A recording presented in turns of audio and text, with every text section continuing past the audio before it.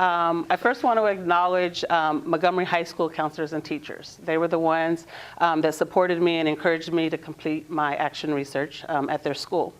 I especially want to thank Dr. Villa.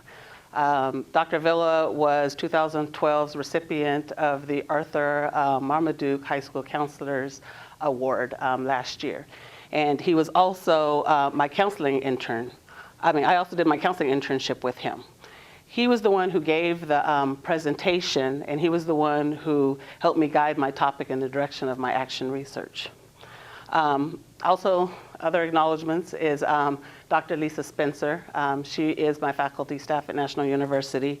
I'm thanking her for her challenging me in my writing and as well as my thought process in this action research. So my action research is on how will a presentation on post-secondary options impact seniors' choices on their post-graduation plans?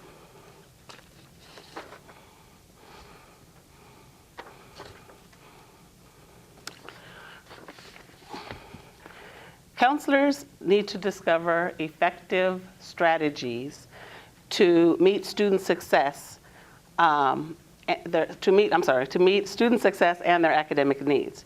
As a result of this, any students willing to work hard has a chance to go as far as he or she's talents will allow, regardless of their family makeup or their socioeconomic status.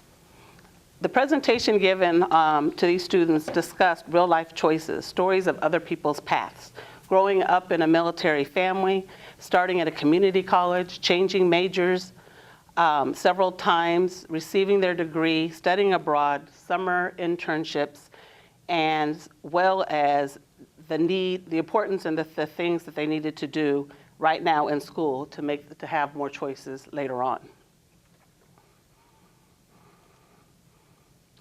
So the outline is, I found that students are not prepared for the transition from high school to their future.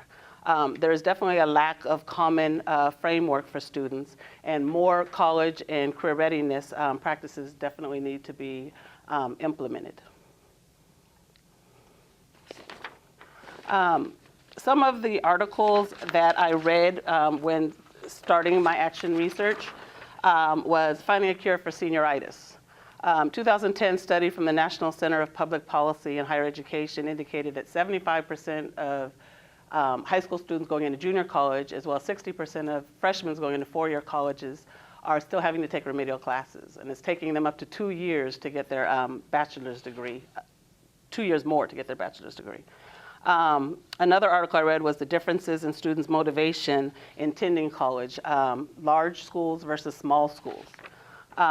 This study stated that the National Center of Education, that 15 million students attend public high school education.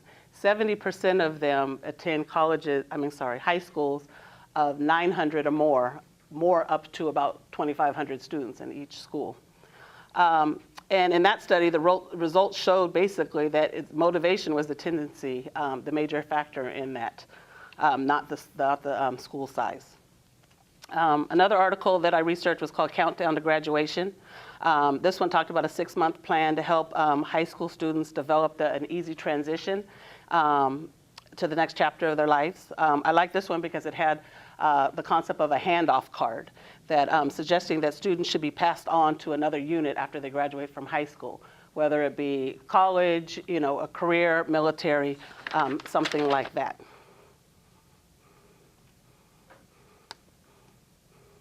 So like I stated, I ended up doing a pre-test, post-test.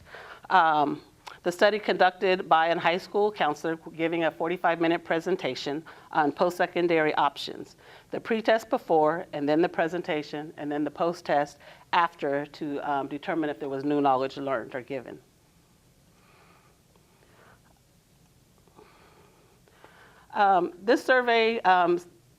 These surveys showed that the pre-test and the post-test, more information was learned on college, career, and military.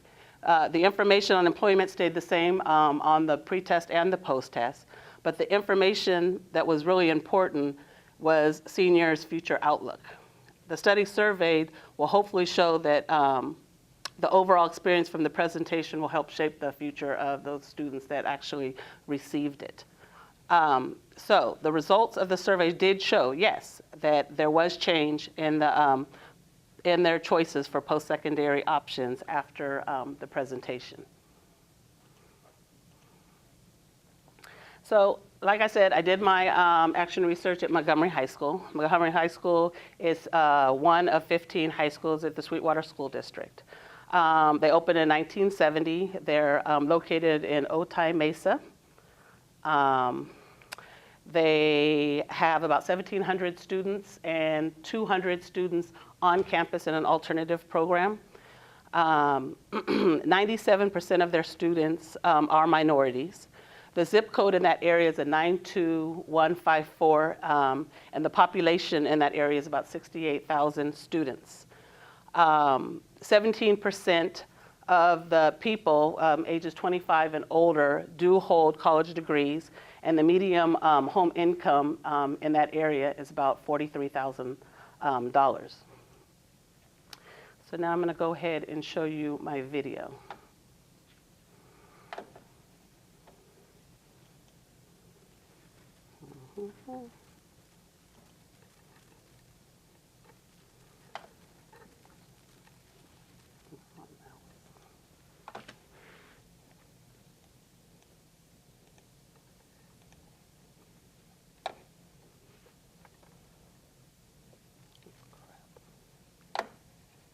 There it is.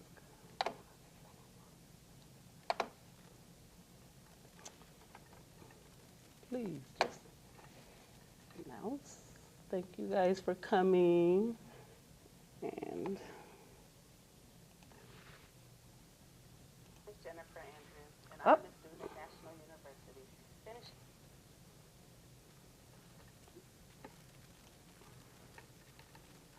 How do I switch the screen? Getting students ready for post-secondary futures, and building off of this survey was just really a kind of a small snapshot of what is happening, and it's kind of a way to get started on how to make post-secondary options starting in 9th grade all the way through. Some of the limitations on my action research was, obviously, it was a small sample. I only got 15% of the seniors. We went through their their academic and government, their economic and government classes, and the pretest and the post-test was on the same day. So maybe even changing it up where what I saw was that we felt a little rushed because we had to settle them down, give the pretest, and then present, and then give the post-test afterwards. So maybe doing something there where they are really more engaged in the presentation and have more time for that was another thing, as well as the classroom presentation. The counselor gave the presentation. He has an amazing story. And on one of the presentations, he gave the story, and some of the kids were so excited, they started raising their hands and wanting to ask questions when it came to the military and other things, which slowed down the presentation, and I felt like he missed a few of the pieces which might have pertained to the post survey. Where the other one, he went all the way through, was able to accomplish everything, and then they were able to ask questions afterwards. So those were some of the limitations that I found. So the implications for school counselors, the American School Counselors Association preamble is all about being an advocate for students. And some of the things that I thought that would be amazing to implement would be a school site student success team. A student success team where teachers can fill out a referral form and give it to the team of vice principals, psychologists, counselors, attendance clerks, with the input from the teacher, and have a tier system, a pyramid of support with prevention or interventions, which is in there. I gave you a sample of Sweetwater, who's implementing that, which I actually sat in during my internship with them and saw how it was actually all run, is one of the good ways of making sure that as students, it's their whole being. It's kind of like, making sure that that the personal identity and that their social needs are also met, as well as their academic success, in order for them to be successful. Another thing that I wanted to maybe implement is right now, the end of bullying begins with me. This month, October, is bullying, the month of anti-bullying. And one of the things that I did get to observe as well as another counselor, he went in and he gave all the students 3 articles. One of them was reference articles.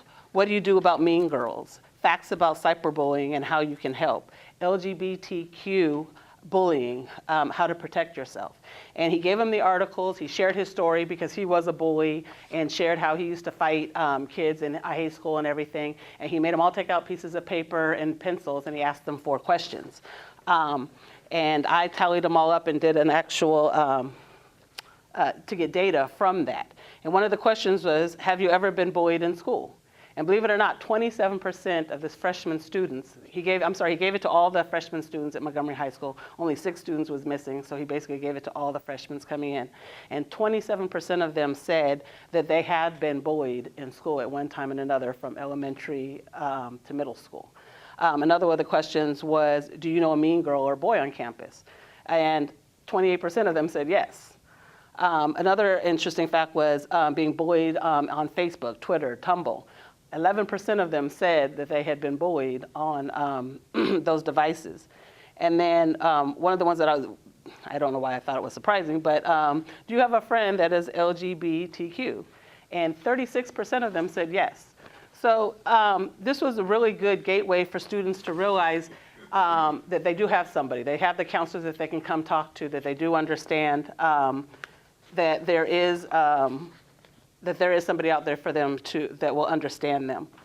The last 2 of the things that I wanted to definitely talk about, as well as a counselor's job must focus on the conditions that affect students' learning and really looking at the environment of the school.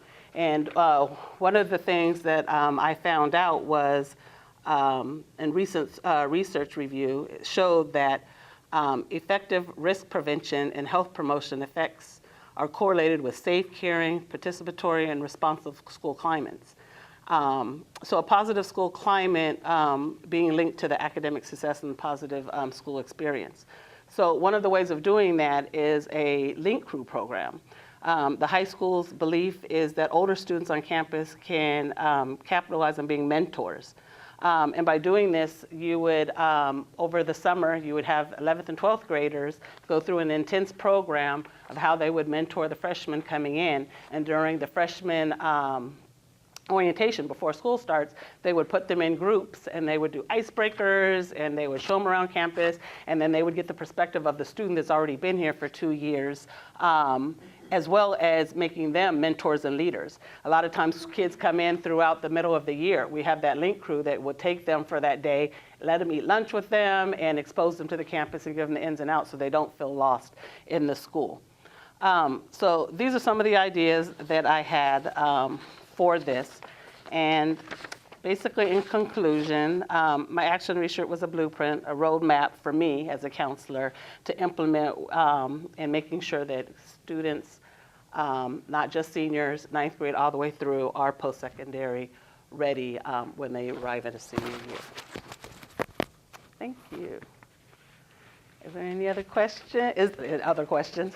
No questions, no. Is there any questions that you guys might want to ask me or suggestions for me? I know my presentation skills are. Don't apologize. Don't ever apologize. All right. Thank you. You're right.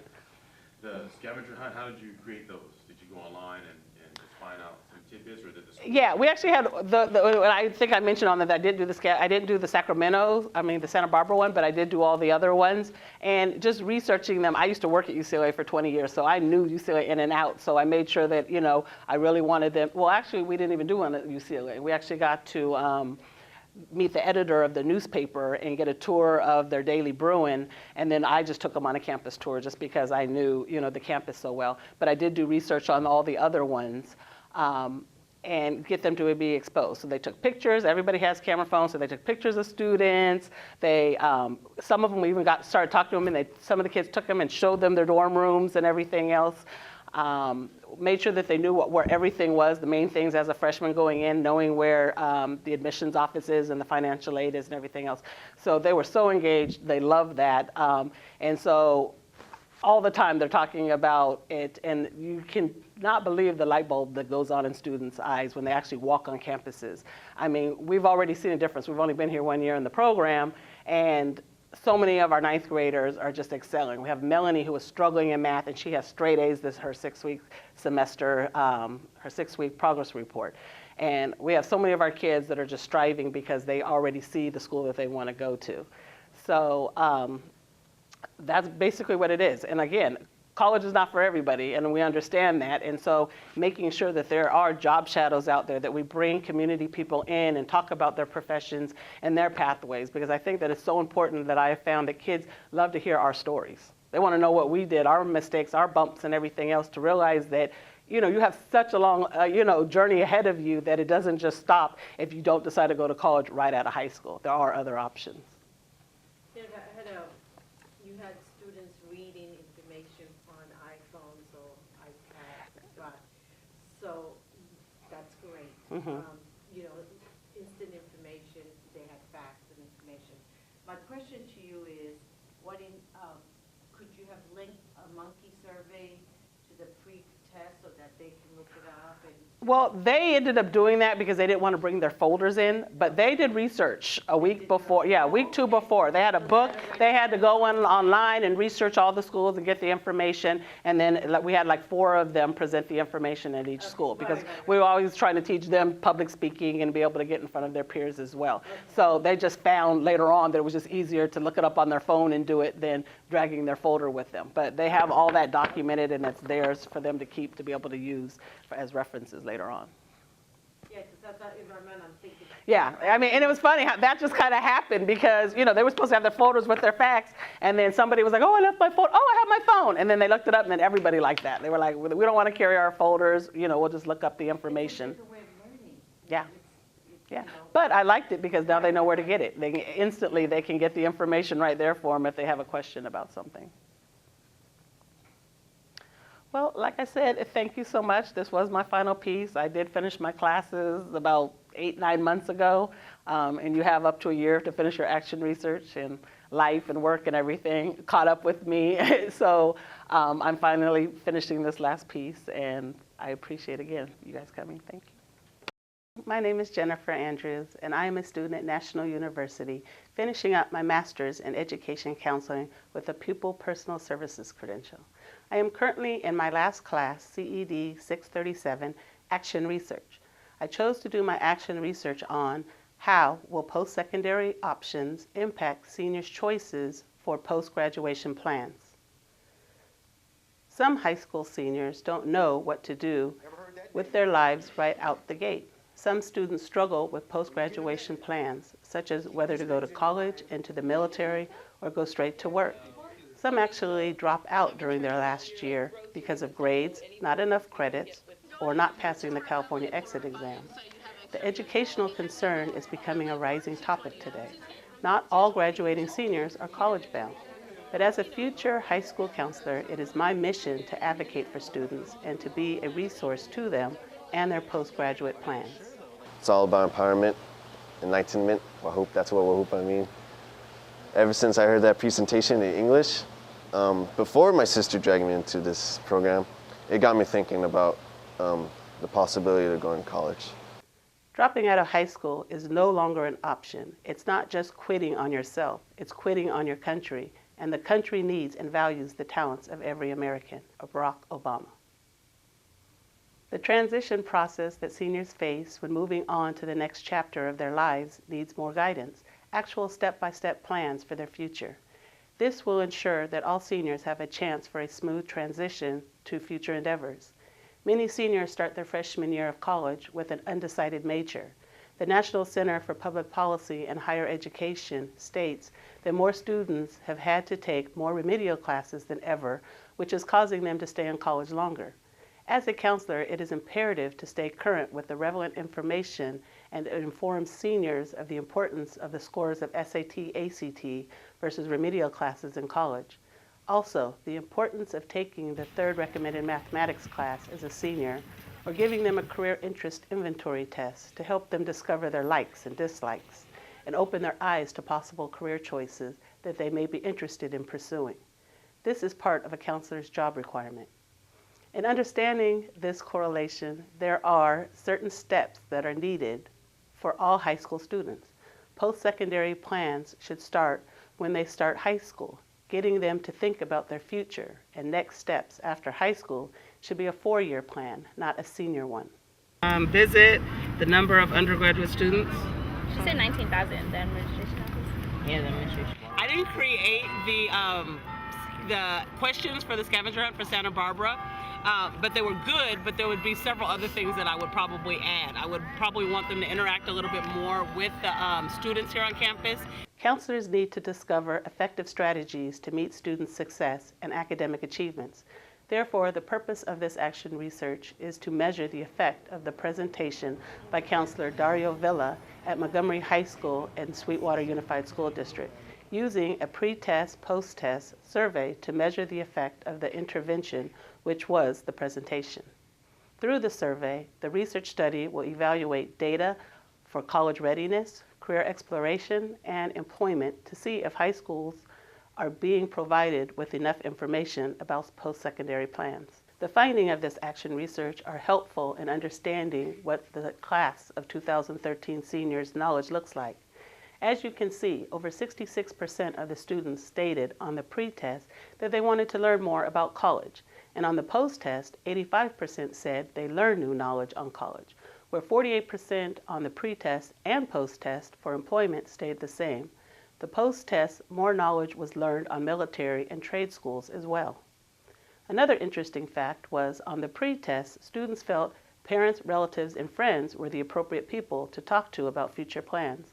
But after the presentation, teachers and counselors surpassed the pre-test, and both parents and friends declined after learning through the presentation how resourceful and knowledgeable counselors are on post-secondary future plans.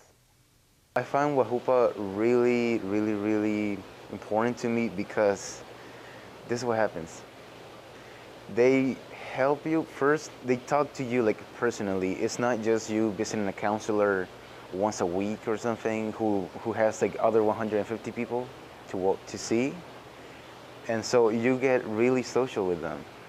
And it's in a good way because they actually ask you, okay, what do you like? I think you might like this college. Oh, how about the scholarship? Because there's all kinds of scholarships. The purpose of the action research was to determine new knowledge affects decisions of seniors' future after high school. The overall results, I can see how much knowledge the students gained through the presentation.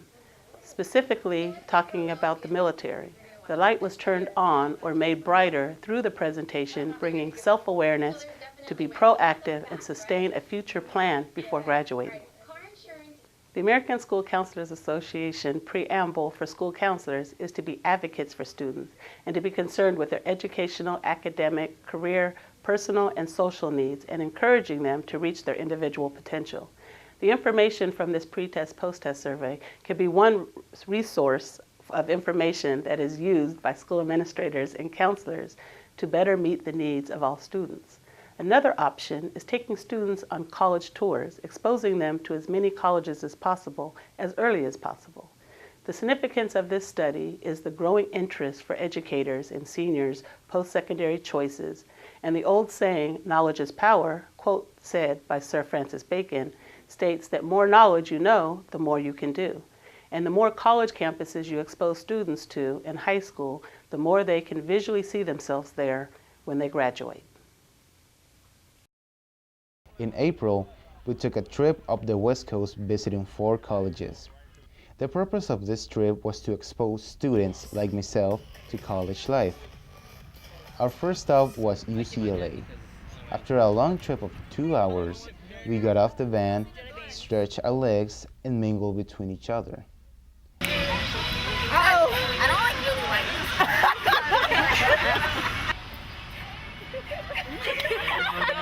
Spring break trip, WAHUPA! Yeah. After a couple of minutes, we darted off to UCLA's campus. Our first discovery was the vastness of the college. UCLA is composed of 419 acres of land. We walked into the building of the Daily Bruin, which is the college campus newspaper, and we got a tour through the building. Daily Bruin is 100 years old, since its conception in 1919. We also found that they print around 9,000 copies a week. We then walked to see the inverted fountain and the Bruin statue, from which we learned some really interesting history. After visiting these two monuments, we went to an art exhibit near Royce Hall. Personally, I found many of the displays very eccentric. We went back to the vans and set off to our next stop, CSUN, California State University at Northridge. Honestly, I have so much fun here, and I only live in Santa Clarita, so I commute to school, and even with After arriving to Northridge, we luckily had a chance to interview some college students. We asked them questions about college life at CSUN. And it's really, the dorm life here is amazing. I don't know if you guys have checked it out yet, but the building, you guys are going to be amazed. I've been to some dorms at, other campuses, but here it's, an actual, there's an apartment-style one. Which no other dorms have. No other dorms have it, but it's literally you can live there your an freshman apartment. year. Shortly afterward, we met a friend out of this little guy. Sadly, we couldn't take him with us, so we left him where we found him. Northridge earthquake was an earthquake incident that happened right here in Los Angeles. It impacted mostly all around the area, such as cities and civilians. Many got hurt and injured. Thank you. And it interrupted movie productions such as Seinfeld. Does anybody know Seinfeld? No. Yeah. And yeah. The Northridge earthquake occurred on January 17, 1994. It lasted about 10 and 20 seconds, and it had a strange moment magnitude and destroyed part of the neighborhood in Los Angeles. The earthquake was felt as far as Las Vegas. CSUN did not start out as CSUN. It began as a proposal of a new satellite campus for the Los Angeles State College. Thanks to the Valley advocates, the state officials decided in favor of Valley Campus. And in July 1958, the campus separated from the Los Angeles State College. And on June 1972, it renamed itself to the CSUN, basically. All right, the ratio of students to teachers is 26-1. And the amount of students here is about 36,000. There's about 1,700 members on the staff. This campus is 353 acres. And its colors red and white. Its nickname is the Matadors.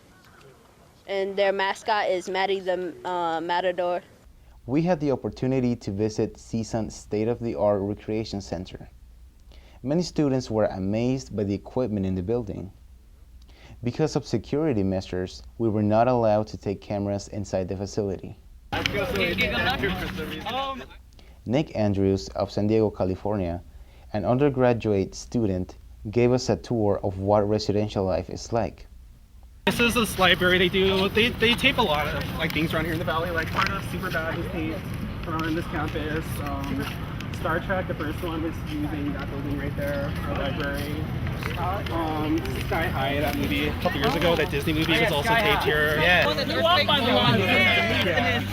This is where the giant earthquake happened.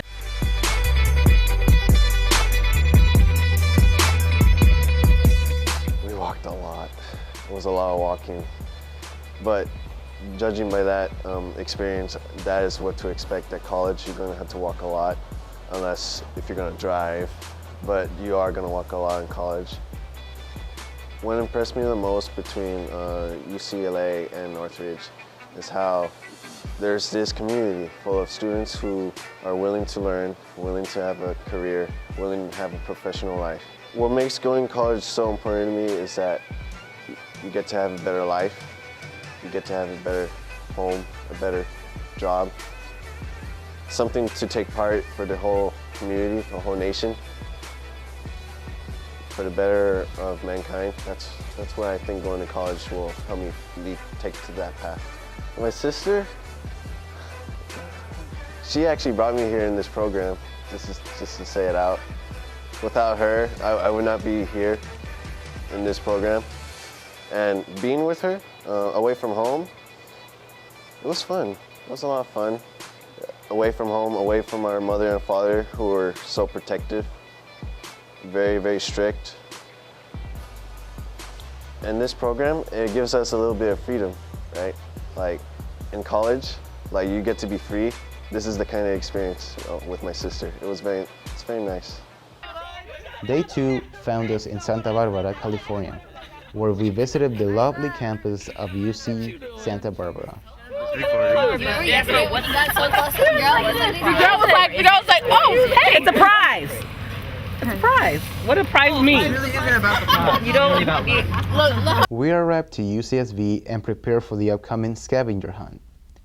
The goal of the scavenger hunt was to make students interact with college staff and college students, as well as to get to know the campus and its history. So we want to make sure that you guys all get to know each other as well. You don't gotta be best friends or anything, but to meet somebody, step out of your comfort zone and all of that. So, but I want you guys to have fun, and I don't want you to be all upset because you're not with who you want to be with.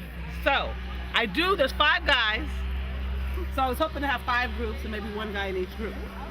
But if you guys want to make your own groups up, I'm willing to let you guys make your own groups up. I like that. I like that one. After being briefed on our goals, we literally ran around the campus seeking to complete our lists. Rudy, do you have a pen? Do one of you guys have a pen? While we were in this activity, we noticed the immense amount of bikes. We found out that 50% of students in UCSB use bikes as their main method of transportation.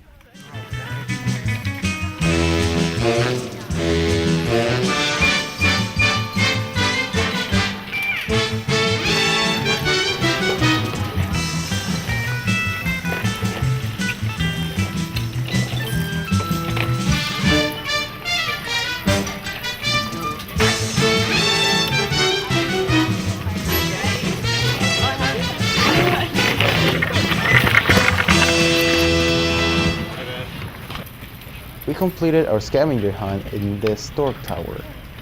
The tower is named after Thomas M. Stork, a Pulitzer Prize-winning journalist and U.S. Senator who resided in Santa Barbara and helped found UCSB. Take a picture in the bookstore. Maybe we'll be back with sure you tell. You gotta see my pose. We were technically under the roof. That's one of them. Me on the floor, I look like a ballerina. People were staring at me. The people were just like, why is she on the floor? In the library. Oh, we got the library. Take a picture. Visit the school library. Take a picture. What's library. Inside and outside. Inside's fun. Inside. I like that. Creative. Very cool. Visit the famous bike trail. Oh, where Brandon. Oh, yes. What's up? That's cool. But did you guys go to the one with the circle and how they go in and out? No, we didn't get to that.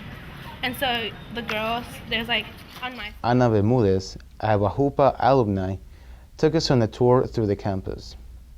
Along the way, Ana presented us many places, including her dorm, which brought up our attention. Triples, which means 3 girls to 1 room. She stays in the triple.